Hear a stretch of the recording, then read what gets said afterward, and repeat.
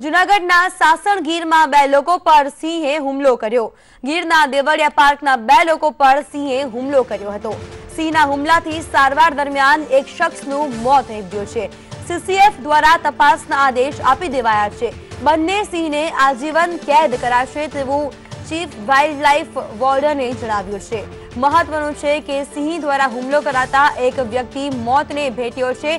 વારંવાર સિંહો દ્વારા જે રીતે રહેણાંક વિસ્તાર તરફ આવી ચડતા હોય છે તેને લઈને લોકોમાં પણ ડરનો માહોલ પેદા થઈ ગયો છે। સાથે જ આ બંને સિંહોને હવે આજીવન કેદ પણ કરાશે તેવી જાણકારી પ્રાપ્ત થઈ રહી છે। એક શ્રમિક પર સિંહે હુમલો કરતા અન્ય શ્રમિક બચાવવા માટે ગયા હતા।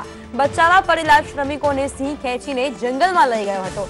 શ્રમિકને જંગલમાં લઈ જતા ફોરેસ્ટના પણ ત્યાં જંગલમાં પહોંચ્યા હતા। સિંહે ફોરેસ્ટ ખાતાના કર્મચારી પર પણ હુમલો કર્યો હતો।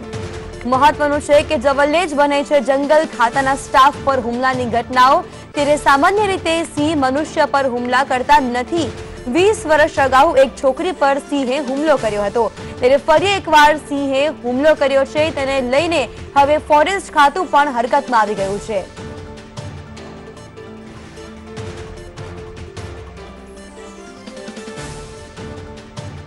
તો આ મામલે સુનિલભાઈ પટેલ જોડાઈ ચૂક્યા છે, વન્ય પ્રેમી છે। સુનિલભાઈ, શું કહેશો? આમ તો સામાન્ય રીતે સિંહો લોકો પર હુમલો નથી કરતા, પરંતુ આ જે ઘટના બની છે તેને લઈને લોકોમાં ખૂબ જ ડરનો માહોલ પેદા થયો છે। જી સુનિલભાઈ।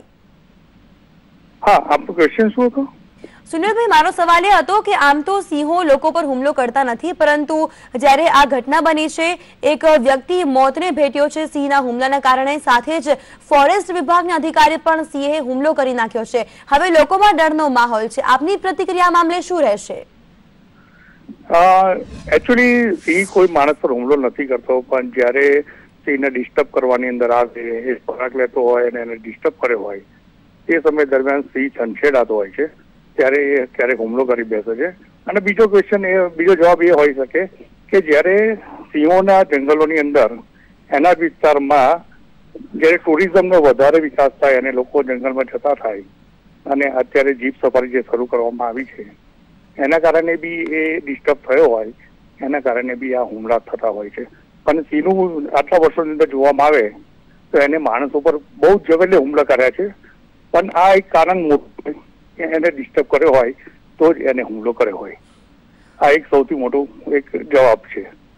બિલકુલ સુનિલભાઈ, આભાર અમારી સાથે વાતચીત માટે।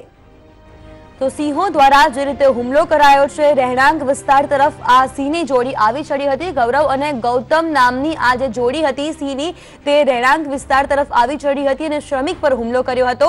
આ શ્રમિકનું સારવાર દરમિયાન મોત નીપજ્યું છે। સાથે જ મહત્વનું છે કે અન્ય શ્રમિકો જ્યારે બચાવવા માટે ગયા હતા ત્યારે આ તમામ શ્રમિકોને પણ આ સિંહો ખેંચી ગયા હતા। ત્યારે ફોરેસ્ટ વિભાગ પર પણ તેમણે હુમલો કર્યો હતો આ સિંહે।